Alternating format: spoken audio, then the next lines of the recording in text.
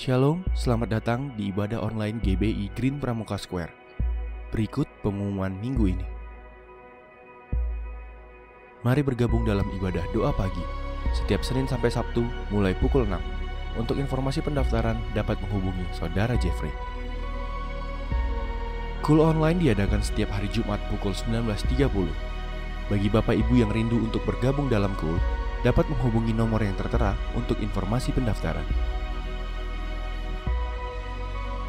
Bagi saudara yang ingin memberikan persembahan atau perpuluhan, dapat langsung ditransfer ke rekening di bawah ini. Selamat beribadah, Tuhan Yesus memberkati.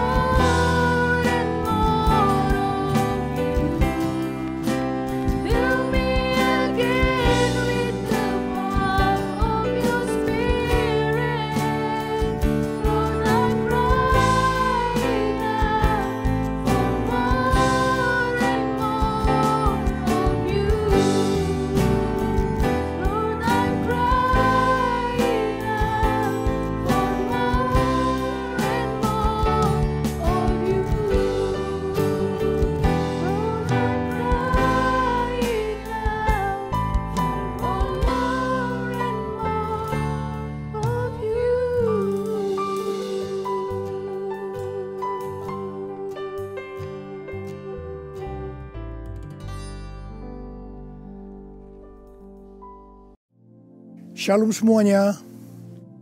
Tuhan Yesus berkata dalam Yohanes 14 ayat 12, Aku berkata kepadamu, sesungguhnya barang siapa percaya kepadaku, ia akan melakukan juga pekerjaan-pekerjaan yang aku lakukan. Bahkan pekerjaan-pekerjaan yang lebih besar daripada itu. Sebab aku pergi kepada Bapa. Di sini Tuhan Yesus berkata bahwa kalau kita percaya kepada Tuhan Yesus, maka setelah Tuhan Yesus naik ke sorga, kita akan melakukan pekerjaan-pekerjaan yang dilakukan oleh Tuhan Yesus. Bahkan pekerjaan-pekerjaan yang lebih besar. Pada waktu Tuhan Yesus berada di bumi ini, Tuhan Yesus melayani di Yerusalem, di Yudea, dan di Samaria.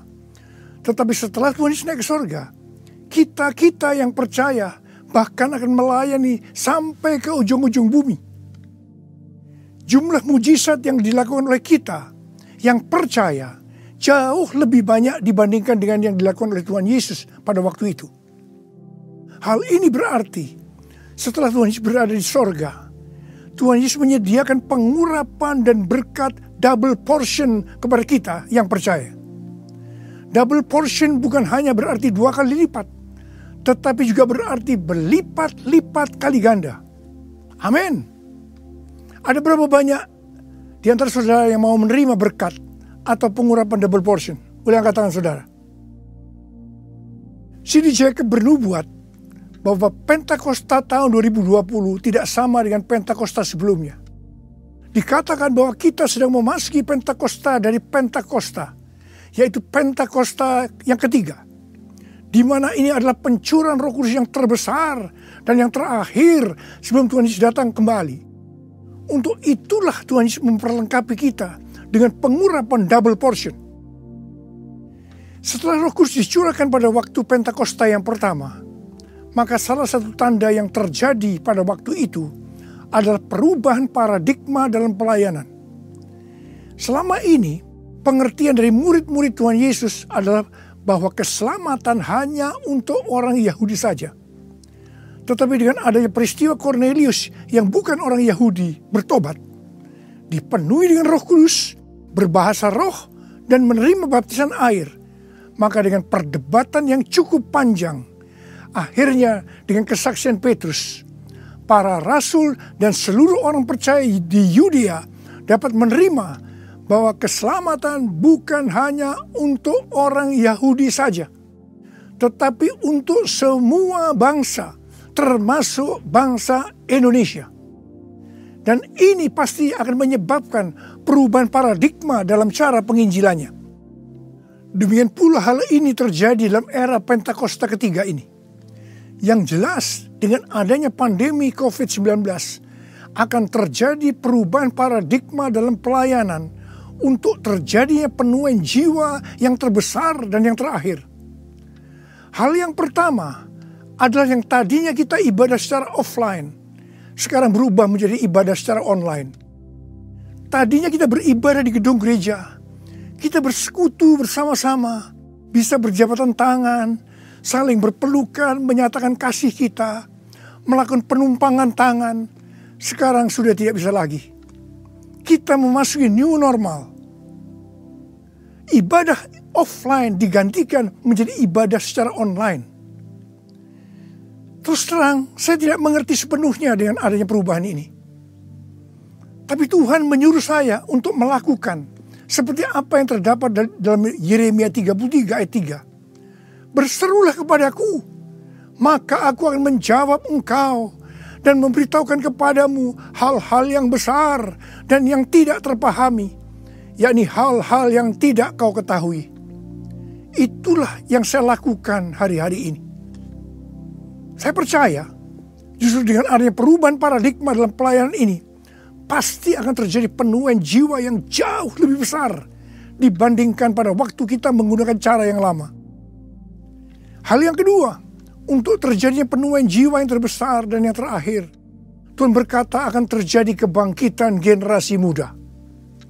Russell Evans, gembala sidang dari Planet Shaker, Melbourne, pada tahun 2017 mendapat penglihatan tentang Indonesia.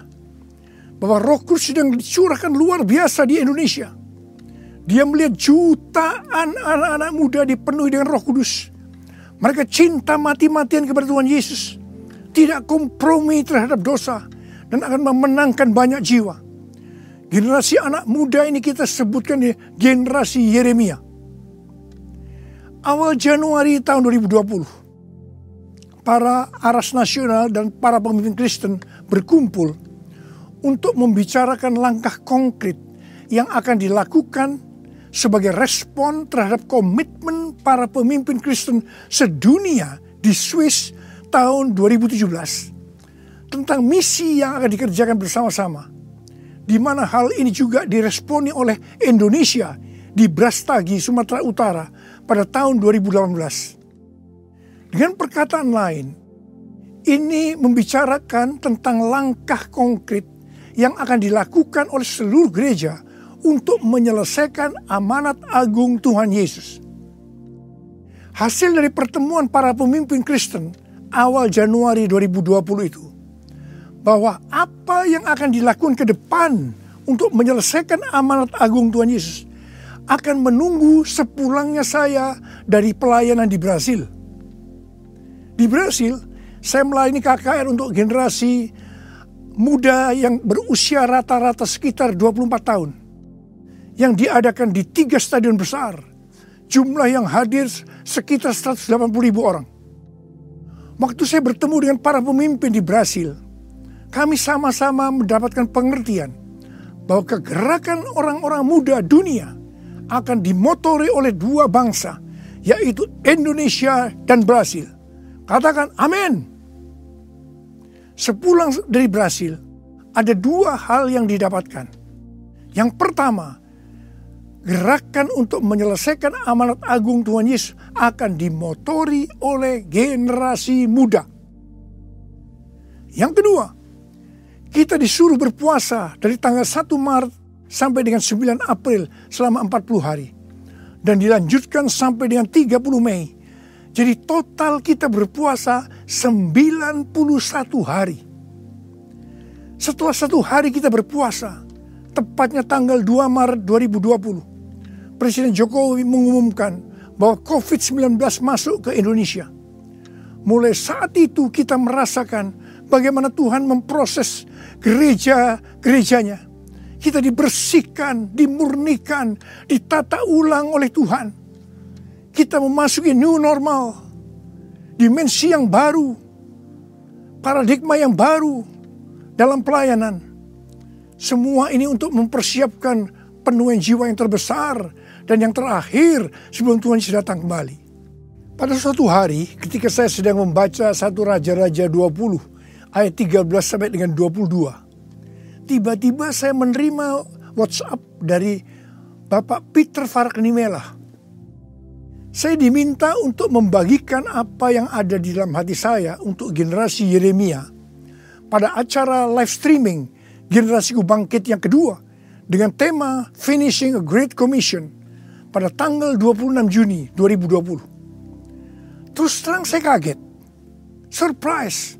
Sebab kalau kita membaca ayat-ayat dari 1 Raja-Raja ayat 20, ayat 13 sampai dengan 22 itu menceritakan tentang seorang nabi yang datang kepada Ahab, Raja Israel, untuk menyampaikan pesan Tuhan bahwa Tuhan akan menyerahkan musuh mereka, yakni orang-orang Aram yang sedang mengepung Samaria.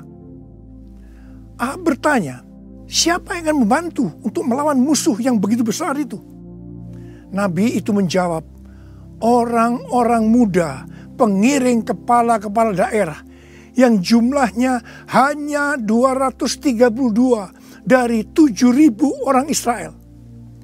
Orang-orang muda ini yang akan menyerang lebih dulu. Orang-orang muda yang jumlahnya 232 ini yang diikuti oleh para prajurit menghancurkan orang-orang Aram. Pada saat itu Tuhan berbicara kepada saya bahwa untuk ke depan ini generasi Yeremia yang harus memimpin peperangan rohani untuk penuaian jiwa yang terbesar dan yang terakhir, ini merupakan suatu paradigma baru dalam pelayanan.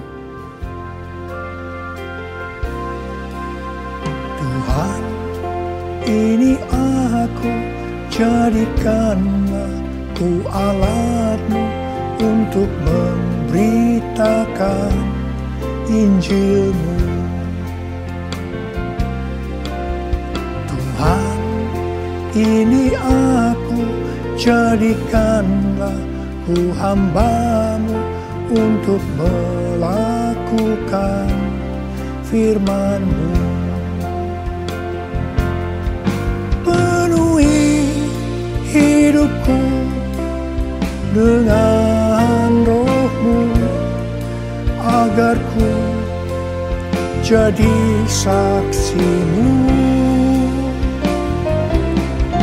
Pakailah hidupku dan urapilah untuk kemuliaan nama-Mu, untuk kemuliaan nama-Mu, untuk kemuliaan nama-Mu. Menteri Agama memberikan pengarahan dalam pembukaan kembali ibadah secara offline, bahwa anak-anak, lansia, dan orang yang memiliki penyakit bawaan yang berisiko tinggi terhadap COVID-19 dilarang beribadah di gereja. Saya percaya ini bukan suatu kebetulan, tetapi Tuhan sedang berbicara harus ada pergantian generasi. Tuhan seolah-olah memaksa agar generasi lansia mendelegasikan atau menyerahkan tugas mereka kepada generasi muda. Ini merupakan perubahan paradigma dalam pelayanan. Elisa adalah nabi muda yang mewakili generasi muda yang akan dipakai Tuhan untuk tugas yang lebih besar. Pada waktu itu Elia disuruh oleh Tuhan mengurapi Elisa untuk menjadi nabi menggantikan dia. Pertama, Elia melemparkan jubahnya kepada Elisa. Ini berbicara tentang memberikan otoritas menjadi seorang nabi. Yang kedua, Elisa menjadi pelayan Elia. Elia juga menjadi bapak rohani yang mementor Elisa. Elisa sangat setia kepada nabi atasannya, sehingga Elisa dikenal sebagai yang dahulu melayani Elia. Yang ketiga, Elisa terus mengikuti Elia kemanapun dia pergi. Elia ke Gilgal, Bethel, Yericho, Sungai Yordan. Elisa terus mengikuti meskipun dilarang oleh Elia. Waktu menyeberang Sungai Yordan, Elia berkata kepada Elisa, "Mintalah apa yang hendak kulakukan kepadamu sebelum aku terangkat daripadamu." Jawab Elisa, "Biar aku mendapat 2 bagian dari rohmu." Elia berkata, "Yang kau minta ini adalah sukar. Tetapi jika engkau dapat melihat aku terangkat daripadamu, akan terjadilah kepadamu seperti yang demikian. Dan jika tidak, tidak akan terjadi." Ternyata Tuhan mengabulkan permintaan Elisa. Dia melihat waktu Elia diangkat. Elisa mendapat 2 bagian dari roh Elia, double portion. Arti daripada 2 bagian roh Elia atau double portion adalah, yang pertama, Elisa sebagai anak rohani yang sulung dari Elia menerima warisan 2 kali lebih banyak dibandingkan dari anak-anak rohani lainnya. Elisa mohon kepada ayah rohaninya untuk memberikan wibawa seorang nabi yang lebih besar kepadanya, supaya Elisa bisa melanjutkan pelayanan Elia. Yang kedua, dalam hal mujizat, Elia melakukan mujizat sebanyak 7 kali, sedangkan Elisa melakukan 14 kali, di mana 1 kali setelah Elisa meninggal, tulang-tulangnya bisa membangkitkan orang yang mati. Peranan Elisa sebagai nabi terhadap raja-raja Israel lebih banyak dibandingkan Elia. Elia sebagai nabi pada zaman Raja Ahab saja. Sedangkan Elisa sebagai nabi dalam zaman Raja Yoram, Yehu, Yoahas, Yoas. Jadi, untuk mendapatkan pengurapan atau berkat double portion, Elisa melakukan hal-hal sebagai berikut. Yang pertama, Elisa menerima jubah Elia, yang artinya mendapatkan otoritas untuk pelayanannya sebagai nabi. Yang kedua, Elisa setia kepada bapak rohaninya. Yang ketiga, Elisa pergi ke Gilgal. Gilgal adalah tempat di seberang sungai Yordan, di mana laki-laki yang belum disunat, mereka disunat di sini. Disunat berbicara tentang lepas dari keinginan daging dan hidup dipimpin oleh Roh Kudus. Keinginan daging adalah maut, tetapi keinginan roh adalah hidup dan damai sejahtera. Roma 8 ayat 6. Sebab jika kamu hidup menurut daging, kamu akan mati. Tetapi jika oleh roh kamu mematikan perbuatan-perbuatan tubuhmu, kamu akan hidup. Roma 8 ayat 13. Yang keempat, Elisa pergi ke Betel. Betel adalah tempat perjumpaan Yakub dengan Tuhan secara pribadi. Kita harus menjaga agar setiap waktu hidup kita senantiasa dipenuhi oleh hadirat-Nya, sehingga kita selalu mengalami perjumpaan dengan Tuhan secara pribadi. Yang kelima, Elisa pergi ke Yeriko. Yeriko adalah kota pertama di tanah perjanjian yang diberikan oleh Tuhan kepada bangsa Israel untuk direbut. Tembok Yeriko roboh setelah sangkakala ditiup dan orang Israel bersorak-sorai. Ini berbicara tentang kuasa dari pujian dan penyembahan. Tuhan menciptakan manusia agar manusia memuji dan menyembah Tuhan. Dalam masa pandemi COVID-19 ini, kita harus banyak memuji dan menyembah Tuhan. Meskipun ini tidak mudah, karena kita melihat keadaan-keadaan yang terjadi saat ini. Kita harus melakukan seperti apa yang Daud lakukan dalam Mazmur 103 ayat 1 dan 2. Di mana Daud berkata, "Pujilah Tuhan, hai jiwaku. Pujilah namanya yang kudus, hai segenap batinku. Pujilah Tuhan, hai jiwaku. Dan janganlah lupakan segala kebaikannya." Memang kita kadang-kadang harus memaksa jiwa kita untuk memuji Tuhan dengan selalu mengingat kebaikan Tuhan. Mungkin ada di antara saudara yang mengalami ketakutan, kebingungan, depresi, terdampak krisis ekonomi, sakit karena COVID-19. Mari kita selalu mengingat kebaikan Tuhan. Saya mau katakan sesuatu kepada saudara.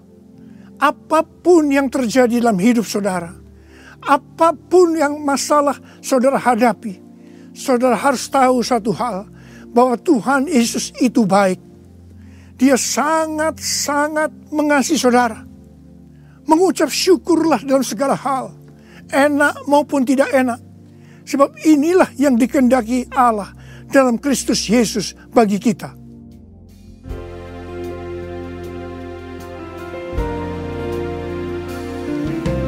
Bapa, Engkau baik. Bapa, Engkau baik. Kau selalu baik kepadaku. Apa ku cinta Kau. Aku memuji-Mu. Aku menyembah-Mu. Ku nyanyi haleluya.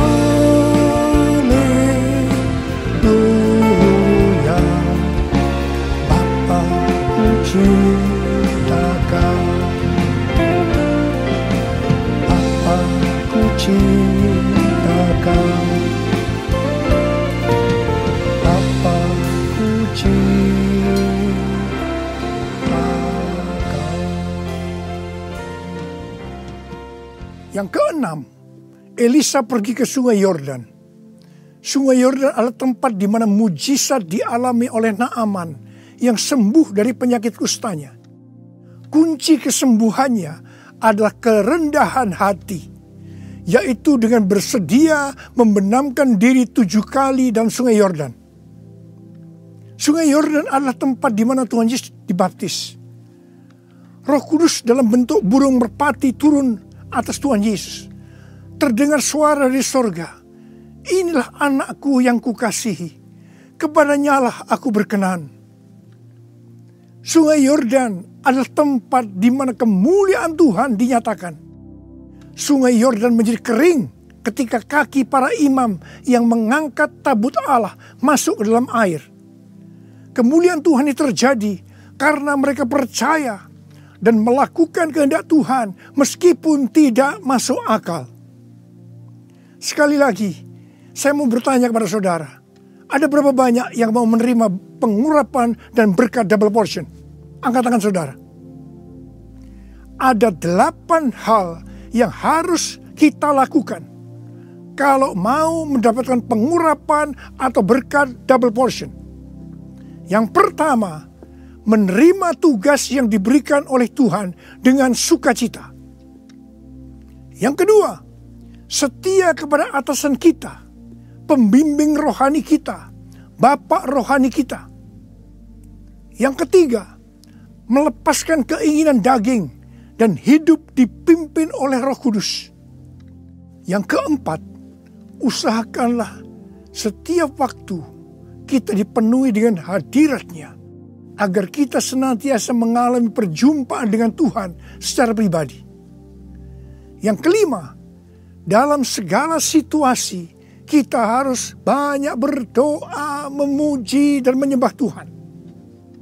Yang keenam, hidup dengan kerendahan hati. Yang ketujuh, hidup menjadi orang yang dikasihi dan berkenan kepada Tuhan. Yang kedelapan, percaya akan segala perintah Tuhan meskipun tidak masuk akal. Saya mau berdoa agar saudara mendapatkan pengurapan dan berkat double portion. Mari angkat tangan saudara dan nyanyikan nyanyian ini bersama saya.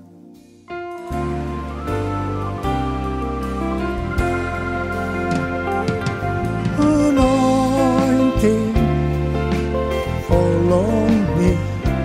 Anointing follow me.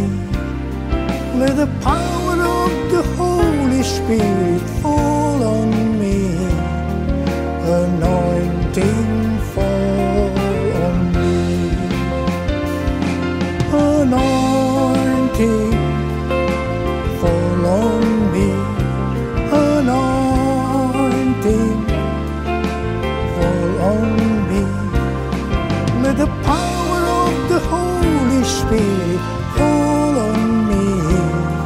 Anointing fall on me. Anointing fall on me. Anointing fall on me. Angkat tangan saudara.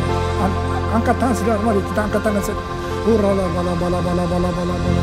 Urala bala bala bala. Uria berbahasa roh. Berbahasa roh.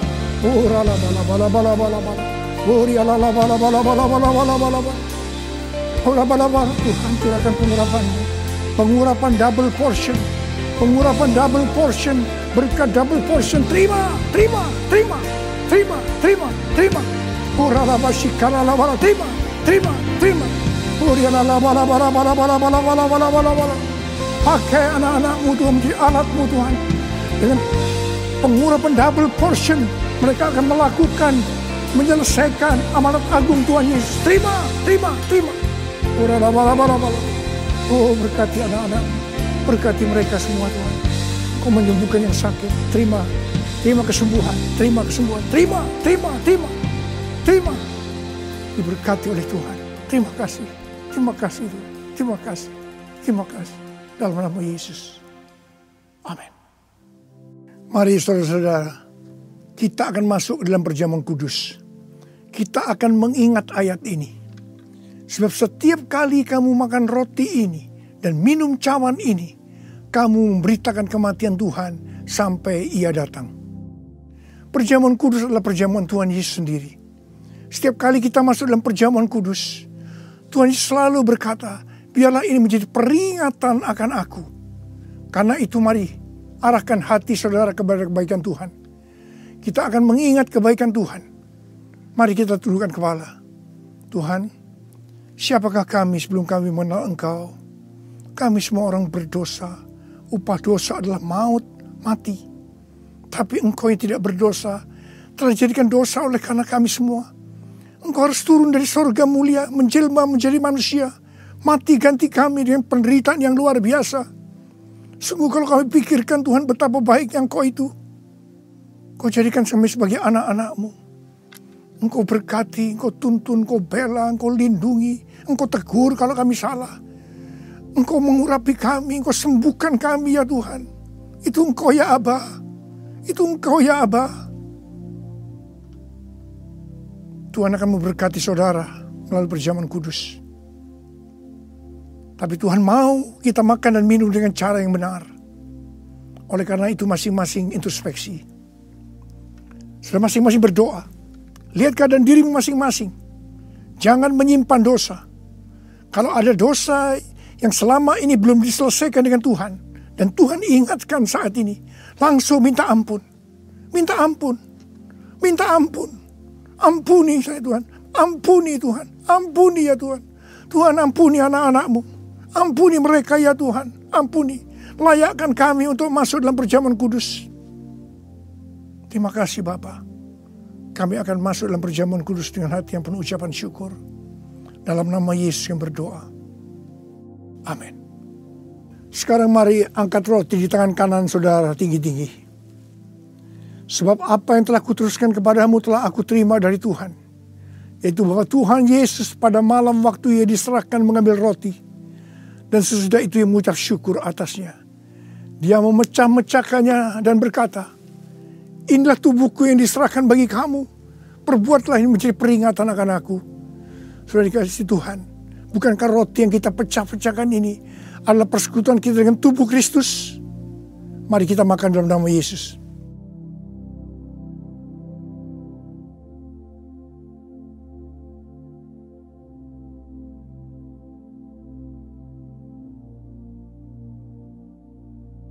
Sekarang angkat cawan di tangan kanan saudara tinggi-tinggi. Demikian juga Ia mengambil cawan sesudah makan lalu berkata, cawan ini adalah perjanjian baru yang dibenarkan oleh darahku. Perbuatlah ini setiap kali kamu meminumnya menjadi peringatan akan aku. Sudah kasih Tuhan, bukankah cawan pengucapan syukur yang atas kita ucapkan syukur adalah persekutuan kita dengan darah Yesus? Mari kita minum dalam nama Yesus.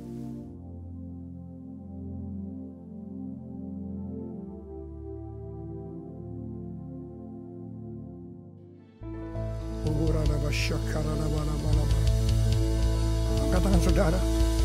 Mari ucapkan syukur dengan suara. Jangan diam. Terima kasih ya Tuhan. Kami bersyukur ya Tuhan. Kami bersyukur ya Tuhan. Terima kasih ya Tuhan. Terima kasih. Terima kasih ya Tuhan. Terima kasih buat kebaikan Tuhan. Terima kasih buat kebaikan Tuhan. Terima kasih ya Tuhan. Terima kasih. Terima kasih. Terima kasih. Terima kasih ya Tuhan. Terima kasih. Terima kasih Yesusku, terima kasih Yesusku. Puji syukur hanya bagi Tuhanku. Terima kasih Yesusku, terima kasih Yesusku. Puji syukur hanya bagi Tuhanku. Terima kasih Yesusku, terima kasih Yesusku. Puji syukur hanya bagi Tuhanku. Terima kasih Yesusku, terima kasih Yesusku.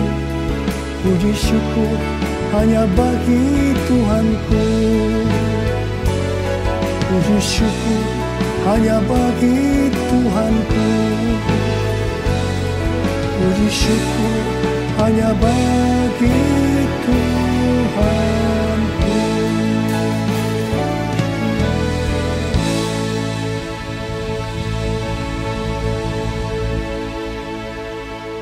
Pulanglah dengan berkat Tuhan. Kasih karunia berlimpah-limpah daripada Allah Bapa dalam Anak yang tunggal, Yesus Kristus. persekutuan yang manis dengan Roh Kudus menyertai saudara sekalian mulai hari ini sampai Tuhan Yesus datang menjemput kita di awan-awan dan bahkan sampai selama-lamanya. Yang percaya bersama-sama katakan amin.